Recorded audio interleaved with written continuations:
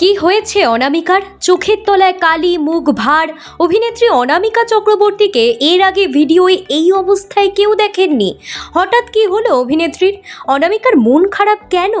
বেশ কিছুদিন ধরে ছোট পর্দা থেকে দূরে রয়েছেন অভিনেত্রী অনামিকা চক্রবর্তী। তিনি নাকি সেভাবে আর কাজ পাচ্ছেন না বলে নিজেই জানিয়েছেন। আজকাল সোশ্যাল মিডিয়াতে বেশি অ্যাক্টিভ থাকেন, এখন ব্লগিং তার পেশা। তবে বেশ কিছুদিন ধরে সোশ্যাল মিডিয়াতেও দেখা যাচ্ছিল না অনামিকাকে, ফলে তার অনুরাগীরা তাকে মিস করছিলেন।